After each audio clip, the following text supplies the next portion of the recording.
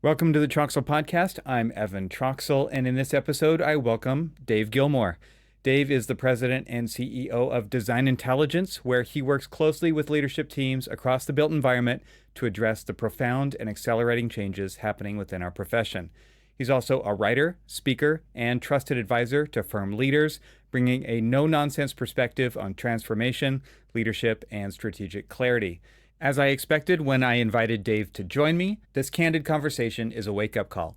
He brings sharp insight and blunt truth about where the AEC industry is falling short and what needs to happen next, just as I knew he would.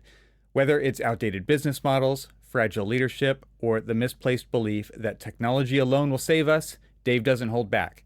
He challenges us to get uncomfortable, to lean into curiosity, and to reclaim agency over the future. In this episode, we explore the topics of why firms must disrupt themselves before they get disrupted, the crisis of leadership in the AEC industry, how technology is not the disruptor, the lack of preparation is, the danger of viewing innovation as a department rather than a mindset, the factory model of production and how it limits architectural practice, why digital transformation is a leadership issue, not a technology one, the consequences of outsourcing your thinking to consultants and vendors, how psychological safety and trust drive meaningful change, why architects must embrace entrepreneurial thinking, the importance of curiosity and emotional intelligence in leadership, and as usual, there's an extensive amount of additional information in the show notes, so please be sure to check that out. You can find them directly in your podcast app if you're a supporting member of TRXL Plus, and if you're a free member, you can find them over on the website, which is trxl.co. Lastly, you can really help me out here on the podcast by sharing these episodes with your colleagues and by commenting and sharing on my LinkedIn posts about them. You can also leave a comment over on YouTube and engage with me and the other listeners there. I came away from this conversation inspired, and I think you will too. So now without further ado, I bring you my conversation with Dave Gilmore. Dave Gilmore, welcome to the podcast. It's been a while since we've seen each other. It has, but what an exciting thing. Been watching your programming over the last few years, and you took an idea, you nurtured it, you build a plan around it, and voila, look at you. You're just all over the place. It's been really extraordinary. Thank you very much. It's the 5-year-long overnight success, right? So just celebrated 5 years, just hit 200 episodes. I swear after 10 episodes, I thought, I'm done. Who else can I interview? And now here you are. So wow. I had to pay my dues before I invited Dave Gilmore on. Well, thank you so much. Yeah, thanks. People are going to think it's the guy from Pink Floyd, but it's not.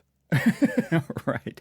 I love Pink Floyd. All right. So I wanted to talk strategy for architects, but before we talk about strategy, I have some burning questions that were prompted by another guest on the show that I think will be really fun to have a candid conversation around the current state of the AEC industry and maybe the future of it. Before we do that, can you just give a quick overview of what you've been up to since I've seen you maybe in the last 5 years? What have you been doing? Yeah, coming out of the pandemic, of course, Design Intelligence, the Design Futures Council was disrupted like everyone else, though. It was interesting in 2020. I remember getting home from London the day before the big boom happened here. It was already happening in London. There had already been some folks from the East come in to London, and there was reports of this thing happening, and it was all, oh. So I was thinking, I got to get out here and go to the United States. Get home. Welcome to the idea of pandemic, right? Yeah. And so got back, and within a few weeks, of course, the world was unraveling and we were seeing things. We had a very interesting experience because in the months following April, everybody thought it kind of lifted in the summer, and then we got another wave of it, and then they thought it was over, and then we entered 21 and we got another wave of it, So in the 12 months from April all the way to the following March, we ended up having these kind of Zoom conversations with 400 different firms. Mm-hmm. The phone was ringing off the hook. I'd get on these things. It was honestly a labor of love because people were just like, what do? We don't even know what to do. We don't even know how to think about. How many times did ourselves. you hear the word uncertainty during during those phone Yeah, calls? yeah. Yes. And unprecedented, right? Yeah. Unprecedented and uncertainty. It was everywhere, and so we had quite a labor of love, spending time with lots of executives and folks talking about not the moment, but how are you going to use this downtime to reemerge? Right. And in reality, most did not. They just kept with the same old, and hoped that somehow they would come out. But others really used this event as a pivot in their culture, how they thought about business, how they thought about what their priorities and what was most important to them. It was an extraordinary, and there's a clear dichotomy between those two genre firms that we saw emerge. And of course, here we are, little bit over 5 years later, and you can clearly see that what has happened in the industry. You see folks who were here and are now here in size, impact, quality, technology adoption, et cetera. And then you can still see even some very storied firms, da-doop, da-doop, da-doop, da-doop, just kind of making along. They haven't made those leaps. And I'm not talking about business success only. I'm talking about societal impact, clarity around their own culture inside their firms, multiple variables that we watch and assess in firms. So yeah, it's been an exciting last 5 years. At Design Intelligence, we have the opportunity to speak into a lot of firms. We have this advisory business that we do, and we take limited client engagements because you can edit this out if you want to, but if somebody wants to do a quick and dirty strategy, we say, go see PSMJ. If you want to do authentic transformation, you're rethinking your business and maybe even what it is you're going to bring to market and how you're going to change, then we'd love to spend that time with you. And so we have been unbelievably busy for these last several years. And right now, I think Laura from my staff and I were just talking about that this week. I think we're involved in 9 advisory engagements simultaneously right now. Yeah. And that they're not Zoom calls. These are, on the ground, spending time with principals and partners and leaders within firms. So it's been very, very busy. And then, of course, we've been the initiators and sponsors of the Design Futures Council for 33 years. And the council is doing very well. We have a lot of participation. And so lots of things happening, and on it goes. But there is no end to the disruption that's hit this industry. Yep. And it's moved, I believe, from disruption to destruction. Not all bad, but that's where we really are. Yeah. Burn it down and start over. I'm curious what you mean by that. So when you say destruction, I agree. It's not all bad. And I think things do have to come to a point for a new idea to actually emerge, because we get straddled to those old ideas and it's really hard to let go. And then they are the boat anchor that holds you in those places, right? So I'm just curious, what do you mean when you say destruction is not all bad, and that you are seeing disruption turn into destruction? So if I zoom out from AEC into the broader world, of course, we have a new executive administration in the United States government at this point. You would think it had been going for 4 or 5 years at this point, but it's only been a few months. It's extraordinary, the amount of change that's occurred. Almost all of it is disruptive, without a question. Yet much of it has moved to destructive. And the jury is still out as to whether that is legitimate destruction towards some recreative positive outcome that has sustainability to it, a sustained value, or whether it is destruction for destruction's sake. And we still don't know yet at this point.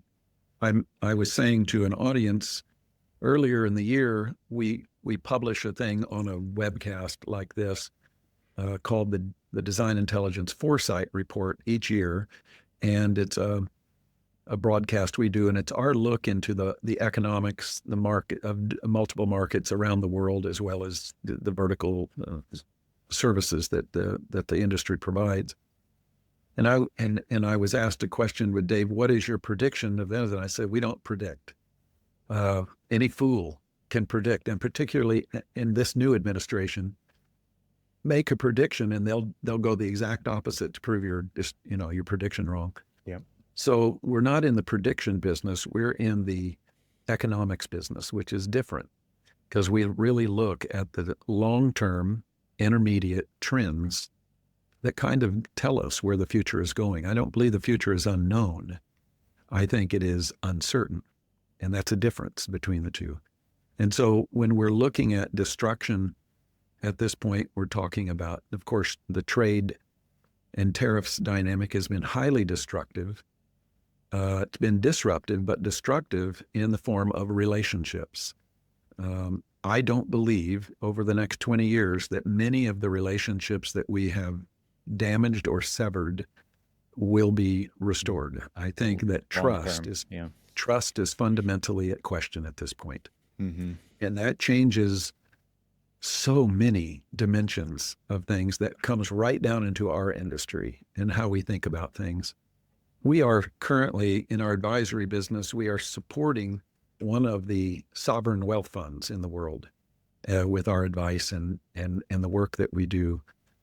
And this is one of the funds that's, let's just say, hundreds and hundreds and hundreds of billions of dollars, knocking on $1 trillion in assets.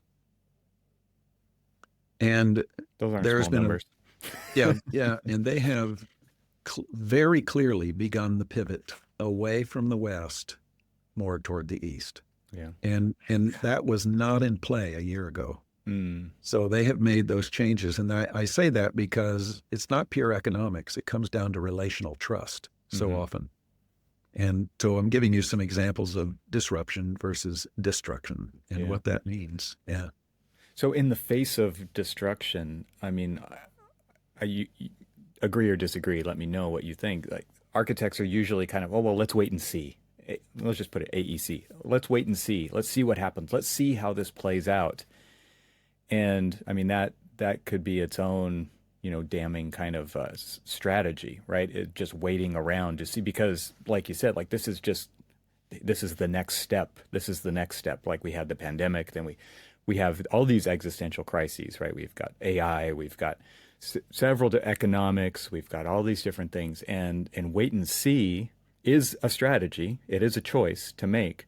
And we've seen that the way that that's played out time and time again in the industry. And I guess maybe you could say that it has been successful for some people to not like ride a wave that literally crashes and burns, right? Correct. But at the same time, there's a lot of different things going on in parallel motion, and you gotta pick and choose as well as come up with a strategy to move or to wait. And I'm just curious, what do firms, when they see the destruction happening? I mean, obviously, there's kind of a paralyzing fear for a lot of them. Like, oh my gosh, what do we do? Let's just keep doing what we're doing. We hear that time and time again, right? I spoke at the World Architecture Festival as one of their keynotes last year in Singapore, where they were holding it. They'll be in Miami this year, and I'm speaking. I've been invited to speak there too. So I'm like, really? They brought me back? I guess I did okay. Anyway, yeah, I don't know, that or controversial. But in the context of that, I was talking about that the definition of disruption. Most people don't understand it. The word is two words, disrumpere, and it means to break apart. To break apart. That's what disruption means. It doesn't mean to kerfuffle things or rustle the water or rearrange the furniture. It means to literally break apart. There's a destructive element to disruption. Indeed, right?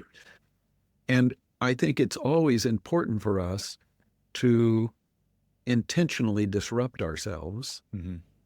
So that somebody else doesn't do it to you. Yes, yeah.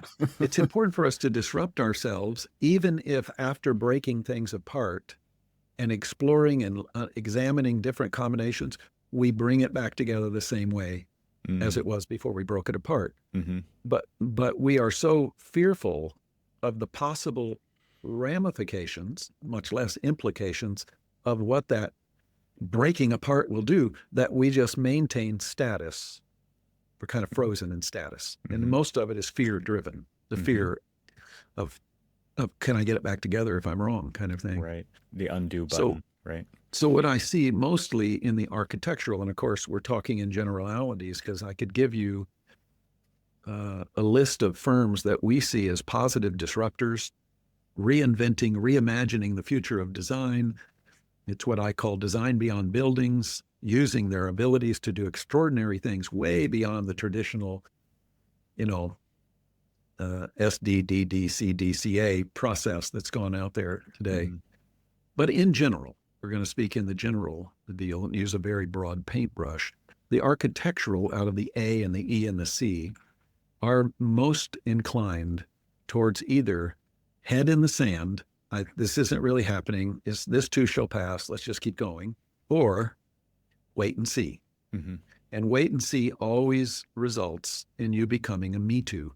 Mm-hmm. At the back of the pack. Mm-hmm. Okay, I guess it's okay now. So I'll go from there. Because architects are not taught to be business people, and therefore to think about the logical progression of economics that leads to finance, that leads to the spending, that leads to the investment, et cetera, and therefore to make predictive analysis from those investments. We're just not. It's just not the way it is. I made a statement recently in a very large group of architects, and I got these unbelievable jeers looking back at me. And it was just simply that architects are not inclined to think futuristically. Hmm. And they were thinking, well, we do future design all the time. Design is this unusual static thing. At the end of the day, you design, you hand your models over, and somebody else bastardizes it and turns it into what they wanted it to be turned to, right? Yeah. You lose control immediately.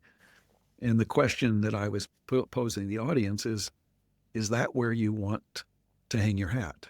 Is that where you want to put all your life, right? Mm. Or do you want to move up the scale in a different way? Yeah. So architects I think they're more struggling now than they ever have. Because I remember in 2018 at a Design Futures Council event, I posited that we must disrupt ourselves or be disrupted from external places. Yeah. I said it again in 19. I said it in 20 on a podcast, on a webcast. I said over and over and over again. And lo and behold, what has showed up? We have AI.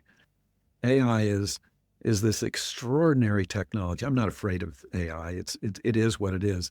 I believe that the ideal expression of AI is an interdependent relationship where it teaches us and we teach it. And there's this beautiful, it doesn't have to be this overlord kind of thing that the dark folks like to talk about. It's going to be an overlord. They're going to dominate us kind of thing. I think it's an exchange. But in all of that, we have been primarily disrupted from the outside. And completely new ideas about what design is for in the first place are now being brought forward. And we're realizing that we're confronted authentically with an existential period right now. Our predictions about AI and its disruptive effect is there's this initial kind of wave we're in because of the impatience of modern humans. Enthusiasm will be lost and wane around AI, but deep investment will continue, and suddenly it will all emerge again, and it will be the next massive leap. And when that occurs, all the pausers will be left in the dust. That's just what's going to happen. It's just, you can look at it in history. These are the patterns. Let's take a quick break from the conversation to tell you about AVAIL. Is your team struggling to find the BIM assets they need? AVAIL's content management system simplifies access to all of your firm's content in one easy-to-use platform. No matter where your files live or what type of files they are, you can easily search and access them from AVAIL. Now, designers can consistently find and reuse all types of content. So what does that mean? Well, standards-compliant models and drawings are easier to create. The documentation process is less chaotic. New hires are easier to onboard. Projects are delivered faster with fewer errors. You get the idea. Visit getavail.com to try AVAIL for free and request a free demo. That's getavail.com, GETAVAIL.com. My thanks to Avail for supporting this episode of the Troxel Podcast. And now let's get back to the conversation. It's like the Gartner hype cycle, right? You get to that trough of disillusionment section of the hype cycle, and okay, we don't have to think about that anymore. Meanwhile, it is silently or just quietly plodding along with, like you said, a lot of investment and a lot of innovation going on to really prove, like once we've kind of gone through the throwing the spaghetti at the wall, now let's refine and iterate, right? And then there will be things that emerge that if you don't keep your eye on them and practice those things as they reemerge, you're gonna be left holding nothing. Yeah, you're exactly right. And we think that the architect has the opportunity. The wonderful part about AI is you don't have to be a multi-thousand people organization to deploy AI into your day-to-day. So it's level setting the world in an interesting way. Right. Of course, there's a few firms that have incorporated AI into their mainstreams, and at this point are operating with human oversight on AI production. And it's extraordinary what's already been achieved, 40 plus percent profit margins moving up into the 50s and the 60s, beating the top 10 architectural firms in the United States with 30 people instead of thousands of people on multiple projects to win. I mean, it's a completely new world that's being imagined. And we're pretty excited about it. And we think that the results will be tremendous. I remember 2 years ago at our Design Futures Council event in La Jolla, we had Dr. Ed Feigenbaum with us, and Ed is he is the last of the original 14 thinkers, American thinkers in the 50s, who brought what we call artificial intelligence to the United States. He was working with Herb Simon and Alan Newell, and that's when they published the first article. I think it was 55, and it mentioned this thing called artificial intelligence. It's the first citing of it in publication, the idea of artificial intelligence. And so Ed was with us, and we celebrated his 88th birthday. He was a graduate student at the time back then. He went on to found the computer science labs at Stanford, become the chief scientist for the United States Air Force in the Cold Wars, particularly in the 70s, the very heated part of it.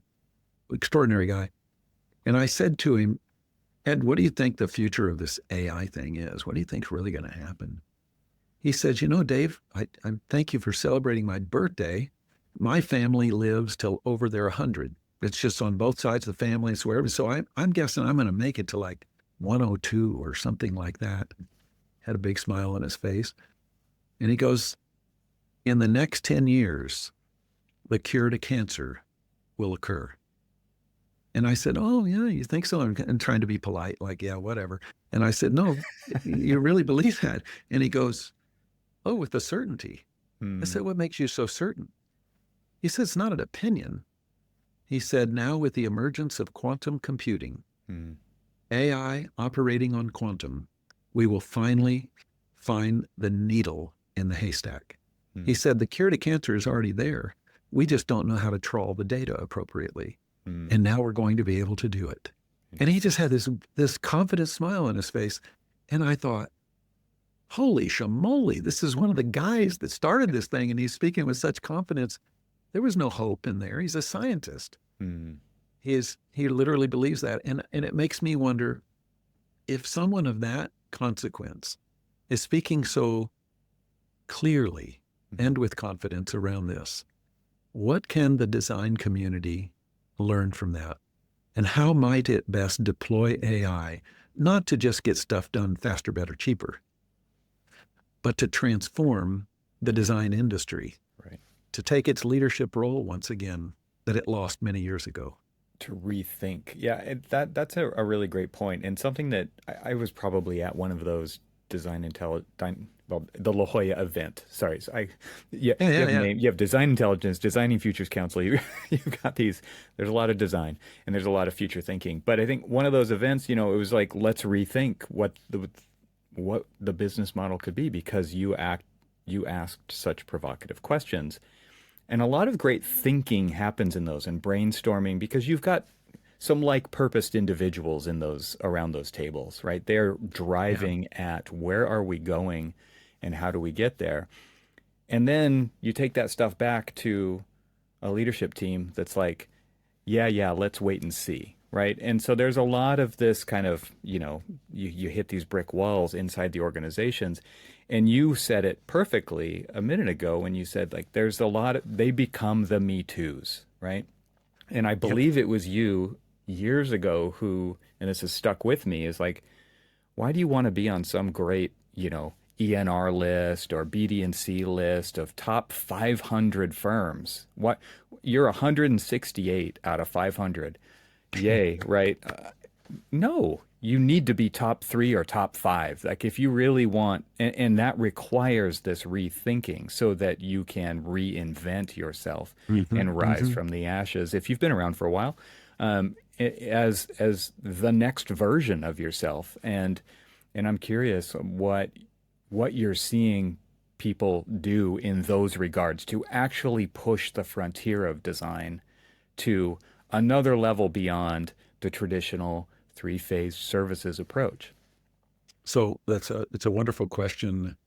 Um, we look at firms, those lists that you just mentioned, they're all around revenue, Mm, right? Yet, by the way, none of it's audited. It's what I report. So I could be lining up my kazoo and I get a interesting. number, right? Yeah. So it's not audited. You don't have to submit Mm, financial reports to get on that list. I always get a kick out of this. But on the other side, we look at firms. What is it's your impact and your long-term value mm, to society, to the industry, et cetera, that we're to the environment that we should be saying this is the number one, number two, number three firm in the world. Not revenue is a fleeting moment. It changes every year, up or down, at the end mhm. of the day. So I think our indices for greatness is wrong. We try to take US economic GDP and other growth factors and apply it to this cottage industry, which is called architecture, which what are there? 22,000 architecture firms in the United States or something Mm, like that. It's a cottage industry. I think the last number I saw, the average architecture firm is 3.5 people, right? mhm. Yeah. So it's like it doesn't even apply. It's what is. I look at a firm like Morphosis, who has been consistently innovating, experimenting, applying, learning. Kieran Timberlake, it's all about learning. Every project is about learning. What will It's a you learn on laboratory. this project? It's a Yeah. lab, it's a research lab for all Right. intents and purposes. It's not a cookie cutter. I can tell you that many of the large firms, I can pull into a skyline and see buildings go, oh, that's so and so, that's so and so, that's so and so, because of the same rectangular boxes with a twist Hmm. at the end of the day. It's not innovation. What changes the world is invention and innovation. That's where we get to. And that's why I believe AI is going to give us this unbelievable opportunity to level set the floor and let the smallest firm be the most innovative. Mm, We're very intrigued, for instance, with a firm that operates out of Cambridge, Massachusetts. The founders are both uh, fellows that came out of the MIT Media Labs. I don't know if you know these guys. So. I have not heard of that. Oh, well, they're just so. I'm just kidding, but I just think they're I like wonderful. it. They're just wonderful. I think they're under 20 people. It is unbelievable the thinking that they have as architects Mm, about the power of design and how they're leveraging technology and collaboration and client awareness into their work. And we're talking 20 people, and I'd put them toe to toe with any of the top 20 firms in the world. yeah. And Interesting. so greatness is being level set in a new way by, I think AI is going to really exacerbate that. Yeah. It's interesting to think about the word innovation, which you just used, right? And thinking about it, does it always need to involve technology? Because I think we're talking about a multi-layered, kind of a multi-dimensional way of thinking. Yeah, thanks for bringing that up. So we've defined, and I set this definition out a few years ago at a Design Futures Council event, because we use words and we don't know what they mean, honestly. Uh, what is innovation? Innovation is taking existing assets in a new set of combinations or factorials to yield a new outcome or result. Existing assets in a new combination to result in new things, right? Kind of thing. While invention is taken, it's nothing to something. It's taking there are no existing assets. You're inventing. You're starting something completely new. Yep. And the reality is almost everything we see is innovation, not invention. Very few authentic inventions have been brought forward, and even in pharmaceuticals, most of it is innovating on different assays.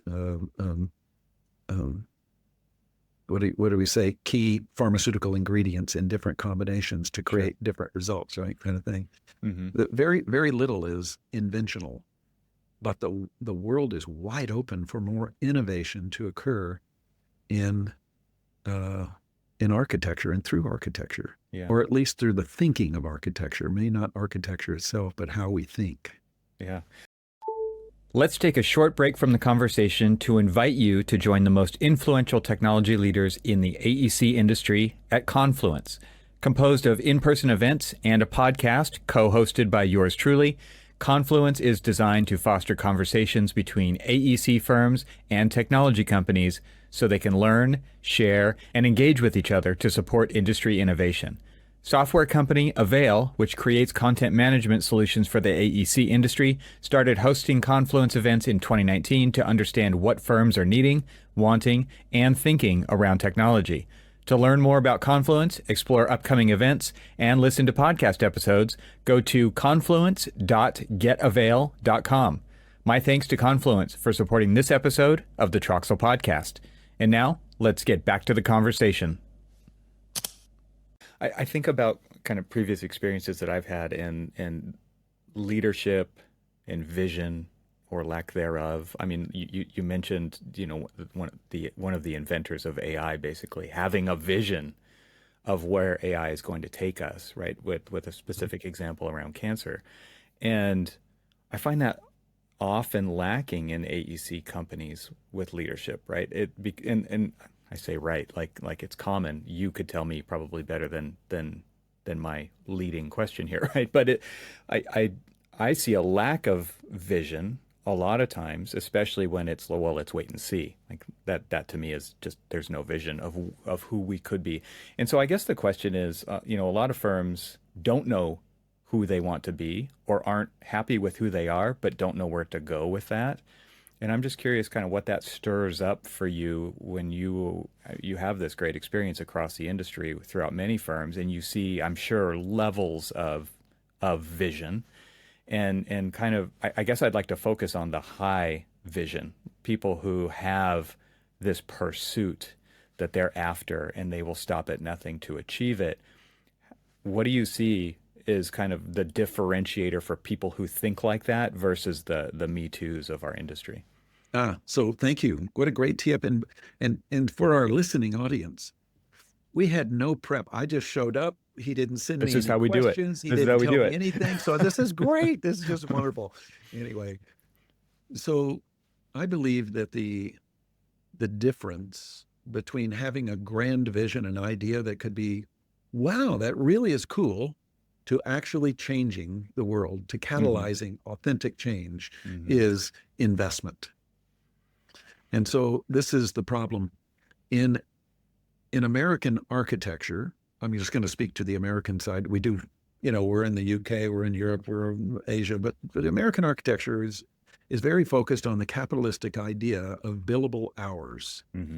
And so you come up with this bottoms up approach. It costs me this much for Evan, and then I've got to put this this overlay on top and put this break-even multiplier calculation. And so it's really Evan times 2.5 or 3, whatever your number is, right? Yep. And we try to achieve that and call that professional services. Very interesting, isn't it? Mm-hmm. But the reality is most firms do not invest. What's the number for like R&D in firms in the U.S.? Authentically, what is that number formally, not this informal? There's so many skunk work projects. People, we've done a lot of work in technology in these companies, and one of the first things we ask to kind of level set is, what is your total cost of ownership of technology within the firm? Kind of get a funny, interesting look. And I said, what subscriptions do you have in place? And even the CIOs and they're like, that's a really good question. They don't want to know. I don't want to know, because every Tom, Dick, and Harry out there goes on the net and gets their own deal and puts it on the corporate credit card. And it's such a small number, doesn't get caught in finance. And boom, we have this giant cost of ownership going on. Spend. Yeah. Just this leak factor, I call it. But the reality is we're not really making formal, intentional investments towards transforming our firm, our practice, our industry. I remember a few years ago, I wish you would have been there because you could have helped me, but I presented to the large firm roundtable of CIOs and a whole bunch of other folks a proposition. And I said, why don't we all throw some money in a kitty? We'll create a little company, create a little LLC. And everyone will own exactly the same amount. You all get one share. Nobody is a dominant player here. Nobody can even buy a second share, even if they had money to do it. We're all going to put a little money in the kitty. And when we do that, we're then going to have a governance around that. And we're going to make a decision on what are the 3 things we want to research, invest in, and tackle. Whatever they're going to be. We're going to do this together, kind of thing, right? And it was a goat rodeo trying to get there. We didn't do it. And then a couple of years ago, they got together and they threw some money in a kitty, and I'm still waiting. It's been a few years. I'm still waiting for something, right, to come out of it. It's because we're not trained in the world of investment and finance and risk in this industry. And it's what's missing. We are missing a fundamental way of thinking about investment. And when investment is married to vision, extraordinary things come out of it. Yeah. I think about what you just said, and I think, what's the risk of investing versus what is the risk of not investing, right? Those are 2 different things to weigh. And I think a lot of times people have done these pilot programs in their firms with human capital, right? Hours, FTEs, whatever you want to call it. Yeah. And they've failed because I think Nathan Miller was recently on the podcast. He said upwards of 90% of initiatives in the digital side of technology side of things fail because that's how it goes. And so they see that failure as a loss of investment, right? It wasn't a big investment. It was some time, and it was probably some people on nights and weekends trying to do something with passion, and everybody else looking from the side saying, well, yeah, let's see if this goes anywhere, right? And not jumping in and rolling up their sleeves and helping and getting their hands dirty, right? Yeah, that's right. We see that over and over again. I love this idea of a goat rodeo. It's just unbelievable. I had to write it down. It really is. There are so many problems that could be solved if architects would put their design thinking and some money together and do it. Just do it. It's not about giant software development programs. Right. It's about logic applied at the end of the day. And we're just not committed to it. But others, and that's what I've said, if you're committed to it, we'll self-disrupt. If we don't self-disrupt, we'll be disrupted by others. And that's happened. It's very interesting to think about because the lack of investment is literally killing. I mean, if you're not growing, if you're not going somewhere, you are dying, right? Or you're just barely you're on life support at best, trying to keep things going. It's very interesting. Well, I have this this burning question, and so I want to play a game with you. I want to. You're a bank, Dave. Okay. And if an architect came to you, if a new firm came to you, I mean, I guess it doesn't need to be a new firm. It could be an existing firm that wants, in quotes, to reinvent themselves. Could they put a business plan together that would have a vision for the future? And I just kind of want, like, I want to treat this like an architectural crit. I want to treat this like a, what's the word? It's like a ruthless review of the industry. And because like we don't need to worry about hurting anybody's feelings because we're not going to name any names here. I mean, is you've already talked about this kind of lack of business sensibility, economic sensibility when it comes to firms, and I know that is a generalization, as you put it earlier, but could they put a business plan together? And I think what we want to weave into this conversation is, you mentioned it earlier, the value of this practice. Where is it? Where is the magic in the practice of architecture? And I it's probably not the financial side, but we have to use that to get there, right? So we have to Yeah. do that successfully to get there. Could could somebody pull that off today? Are you seeing any examples of that happening?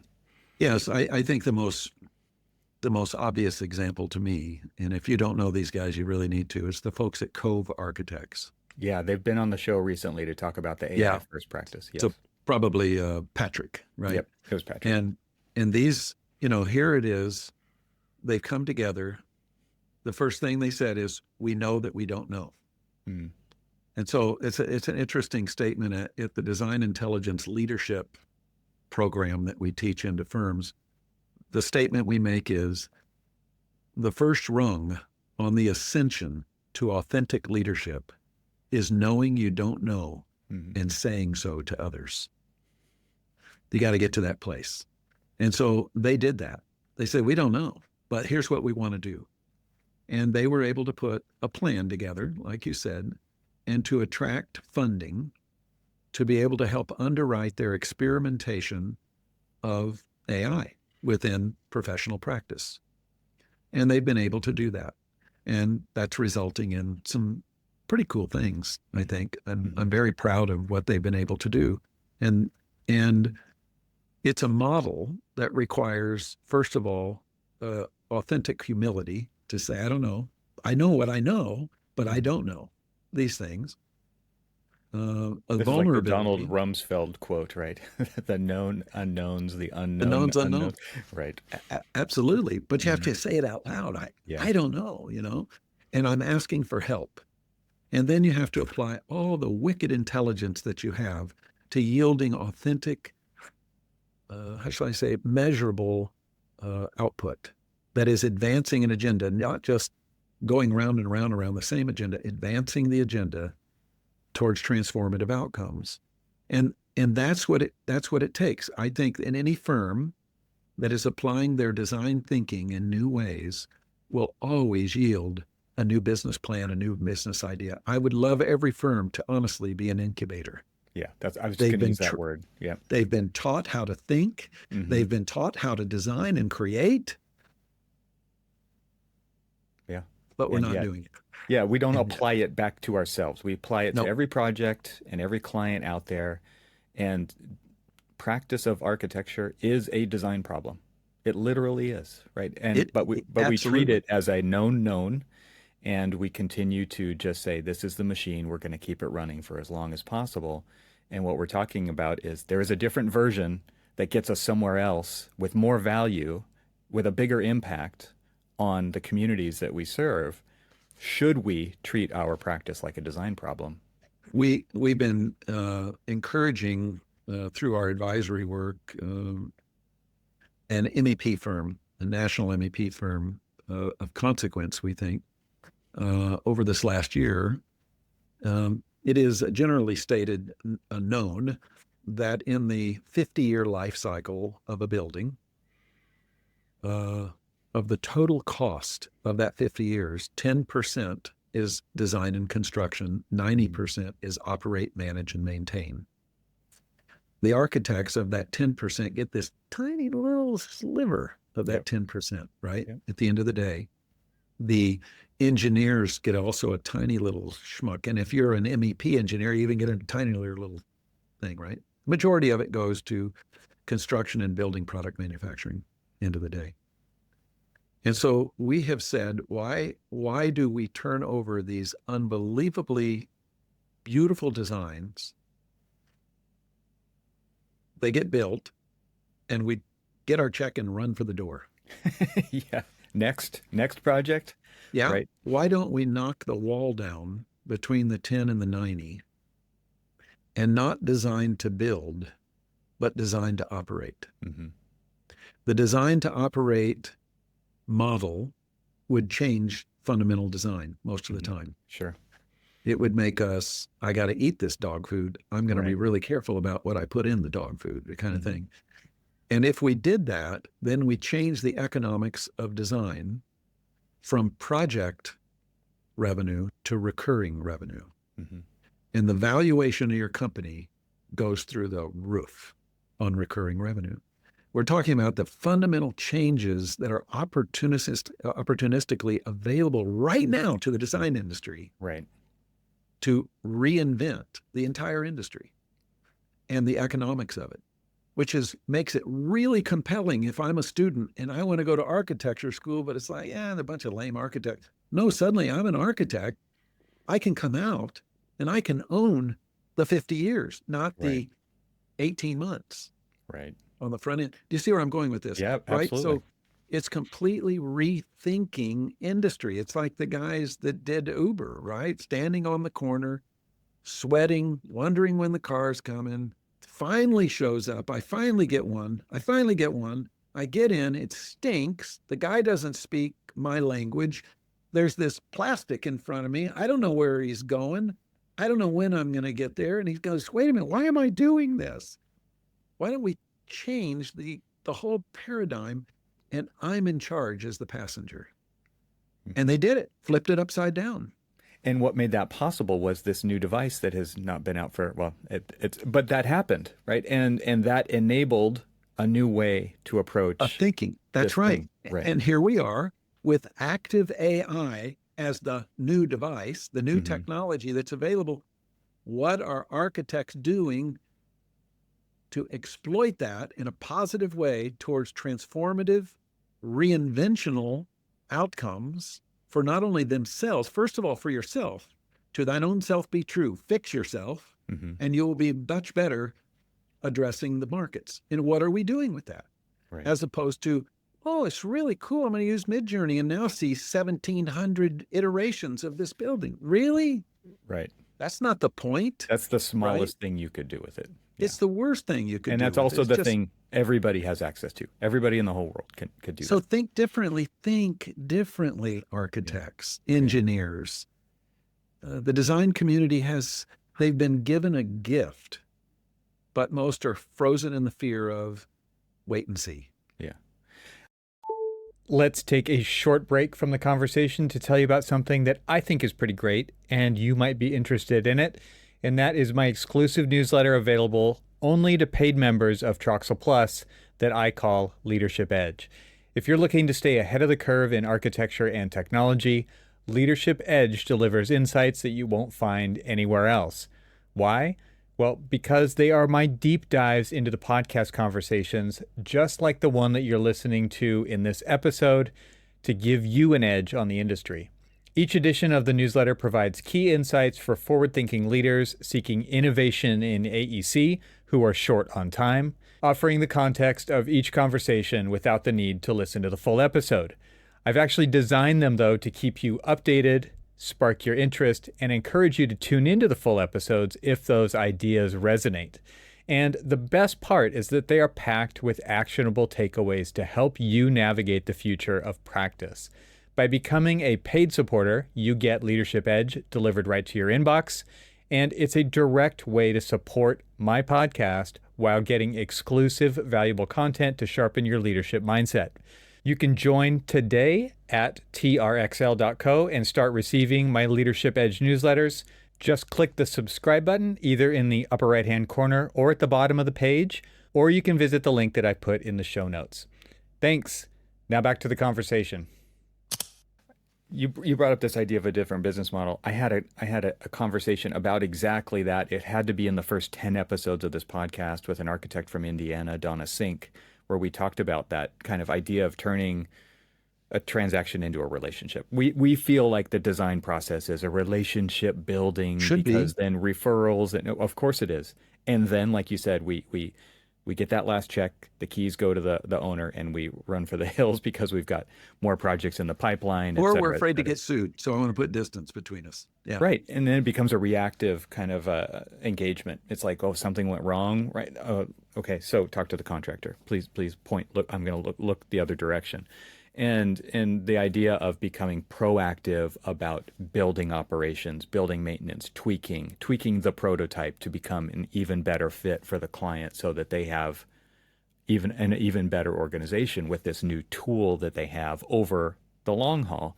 And I think that there's subscription models, like you said, recurring revenue, turning a, a very one and done project into recurring revenue. I think it's a fantastic idea. And that's just one idea that there is as possibility in our industry to completely change how we approach where the value lies in what we do. hmm I, I, I, talking about that, knocking the wall down between the 10 and the 90%. These buildings, with all this unbelievable design intent invested into it, Mm-hmm. are passed over to the CBREs and the JLLs and the yada yadas, all this, the alphabet soup, right? And at the end of the day, they have no idea. They have no clue what the design intent was.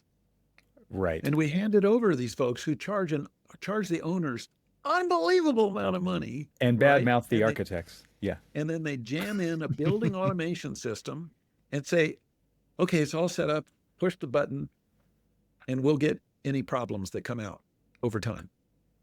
But what would happen if the MEP engineers, which is mostly what BAS is for, is if the engineers that designed it, operated it with intelligence to be proactively in front of everything because they know the life cycle of pieces Mm-hmm. and parts. They're sensitively aware of humidity and volume and temperature, and I could go on and on and on. They get that stuff. Do you think that the building owner might be better served? Do you think that the building owner, the folks that designed it for that owner, assigned it for longevity and for optimization? Do you think that they might benefit by having the designer be the operator? I don't know. I kind of think so. I Mm. kind of think so. Seems like a good And fit. Yeah. and it changes the economics for the design industry, which would make design even that more attractive because we're seeing a downturn Mm. in the number of students running into the design schools. It's just coming down. We need to show that it's worth something. There's gold in them Bar Hills. Come Mm. and hang out with us. Let's do something extraordinary. But it takes the design community to step up and set fear aside, like my friends at SOSO, who are reinventing the expression of design, as I keep calling it, design far beyond buildings. Mm. It's we just have such opportunity that we're worried that we're squandering. Yeah, I guess start to wrap up here because my kind of final, prompting or question is really around what is your hope? And I think you just kind of alluded to it, right? What is your hope for AEC in the light of the latest existential crisis of AI? My hope is that the A and the E will come more and more together instead of this three-headed thing that's Mm-hmm. going on. Mm-hmm. I think that the design industries need to converge more instead of architects thinking engineers work for them.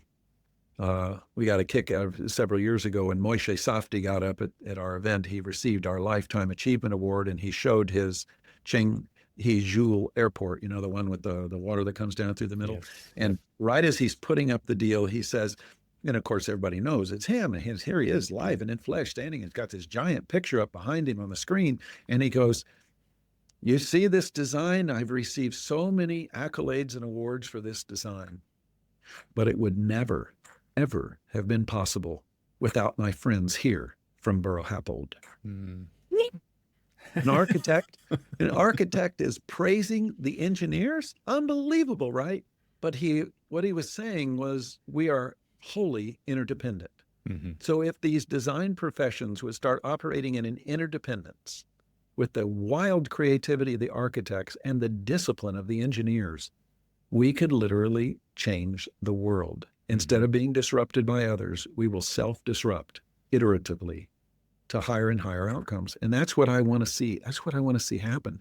And I want to see the design programs within schools starting to bring more and more of integrated design and the disciplines together, because that's where things already should be, much less where they are going. Yeah, I agree with that. And I had a lecturer in one of my courses I was teaching, probably 2018-ish, and Alvin Huang he teaches at USC. Oh He yeah. has his own synthesis design studio in Southern California. And he shared this story with the students about working with engineers, right? And I think, a lot of times it's an adversarial relationship in that, if an architect has a great idea, who's going to push back?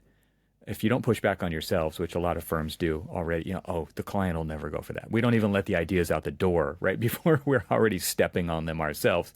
But then the next door is an engineer saying, oh, you can't do that. And then there's a contractor, oh, you can't do that. And what you're talking about, this kind of integration of these different design and engineering practices, he shared, he said that the engineers that I like working with are the ones who are up for an interesting challenge. And he gave You specific bet. examples.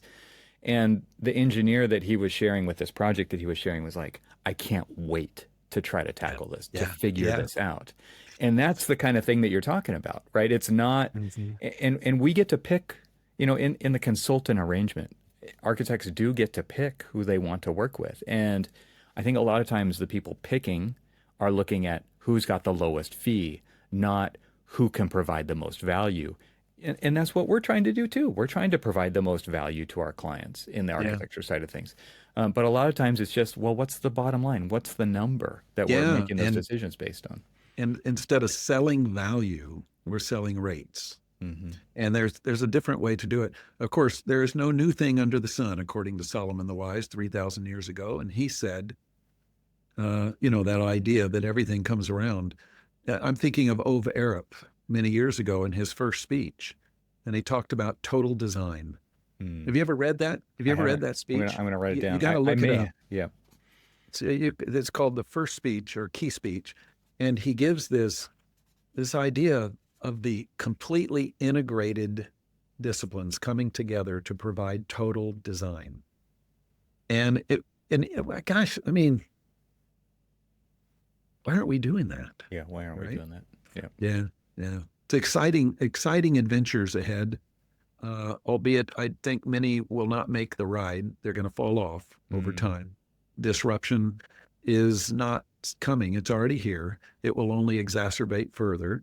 A reinvention, a re-identification of the design professions is already underway. And we are actually excited about it. That's why we're called the Design Futures Council. We're speaking always about the future of design, not specific to architecture, but to all the design professions. How are you migrating into the future, exploiting technology as appropriate for planetary and human benefit at the end of the day? And we're very excited about what the future holds for us. No fear in that. It'll be scary, but no fear. So maybe that's the answer to this question, but maybe there's another version of it too, that because we talk about this multidimensional relationship of, leadership and sustainability and business model and team makeup and integration with clients or with consultants.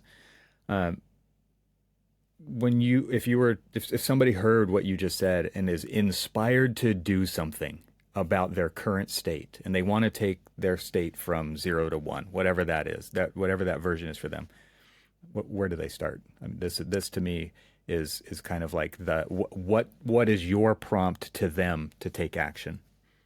Be the Uber guy. Step back and look at the commonly experienced repetitive problems and step out of yourself and ask yourself, if I could go 360 around this and I had no constraints whatsoever, money, time, talent, how would I do this differently? And it will result in a complete revolution of the design industry. We are stuck in a paradigm so deep, we don't even know we're in that deep pit. And if we just get our head out and go, this is insane. This AEC continuum is so broken, and we've invited so many of these parasites in, whether it's the legal and the insurance community or whatever. It is unbelievable that we can't do what we're supposed to do. And so if you step out of that and ask yourself, hey, if somebody gave me $100 million, would I do this differently? Or would I just hire a bunch more people and try to become another Gensler? Yeah. Could I do this differently with no constraints? And that's where you begin. That's what my friends at SoSo did. They stepped back and said, there's a better way. Why don't we step out and take a look at it? And it, what is it? Voltaire, Mark Twain plagiarized him and said, common sense is not so common. And that's what we're looking at right here. You're full of great quotes, David. Common sense. I read a lot. I'm an avid reader. So common sense is not so common, and that's what we need to start applying is good common sense to the reinvention of this industry. Well, I want to share two cliches for a minute here to kind of wrap up. And the first one is you cannot get to where you're going if you don't know where that is, right? You have to set that end state. Of course, you can adjust, course correct along the way. And yes. But you got to start with the end in mind. You cannot get there. And the other one is, and this was shared with me recently, was you're driving forward as fast as you can while looking in the rearview mirror. That is not the way to get where you're going. You are going to crash into something or you're going to drive off the road, right? Your focus has to be on where you're trying to get, and you can't let anything stop you from getting there. I mean, there's so many times it's like, the best example I can think of in the moment is like 2009, switching to Revit. Some companies like, oh, we've got to do this. We're going to do the project from beginning to end. And at some point, someone raises the white flag and says, export to AutoCAD, because we know that, right? Instead of working through the issues and investing in our future, we're going to surrender to the process because it's difficult, and we're going to jump out, and then we're going to get right back into the wait and see kind of mentality about it. And that is not the way to do it either. I know that every firm gets up every morning and goes, I got to make money today. I've got employees, I've got overhead. And so thinking about some of these things that you and I are talking about is overwhelming. It's all kind of cool when I'm listening to this. But in reality, I got bills to pay. I got stuff to do. I got employees. I got to go out and try to get another gig or whatever, right? Yep. My advice to that is this: bifurcate. Take some of your people, run your business as you're running it, and create a parallel path. Borrow resources from the pool, put them in here with clear sprint level assignments. Sprint, not long. This isn't a long race. These are sprint level assignments, and begin to reimagine and rebuild a parallel reality for your organization. Eventually, you'll merge it over. And you'll have changed it, because you can't just stop and reinvent. Yeah. And so therefore most don't do anything, but it doesn't cost you that much, if anything, really. Take 3 of your smart people, put them on a path, let them run for 90 days with clear deliverables and objectives. At the end of that time, look at it, make some decisions, rotate some of those folks off, rotate some other curious people on, let them run for another. I'm telling you, in 12 months, you'll have new solutions and maybe a completely new organization. Yeah, and I would add to that sprint should be a defined amount of time, and it should be repeated, and it should be stuck to. I would say 6 weeks, and only plan for those 6 weeks. And when you get to the next sprint, redefine where you're going. If you need to make modifications, that's when you do it. And you continue to operate like that. Because you can't say, let's set a 1-year goal and we'll break that up into 6-week sprints and never readjust. You are going to learn things along the way that will force you to readjust, and you should use that as an opportunity to do so. I think that's a valuable advice. And don't Don't create a parking list of, I'll get to it. Don't create the parking lot of list that says, oh, we'll get back to that. We'll get back to that. Because you know what? You won't. Take the 6 weeks, identify the problems, solve those problems, move on. Yep. And just extraordinary things can happen. And what you and I just said is common sense. Yeah, you cannot eat the whole whale at once, right? You've got to eat the whale one bite at a time. That's what right. That's what those sprints are designed for. I love the advice, Dave. Thank you so much for this conversation today. I think it's been super valuable and not just something that I hope people will say, oh, that was a nice conversation, but that'll actually inspire them to do something. And you were the man to do this today. So thank you so much. Well, thank you so much. It's an honor to be here with you, and I will do it again. Thanks to our sponsors, and thanks to our members this week. Find out how you can become a member at trxl.co, and I'll talk to you again next week.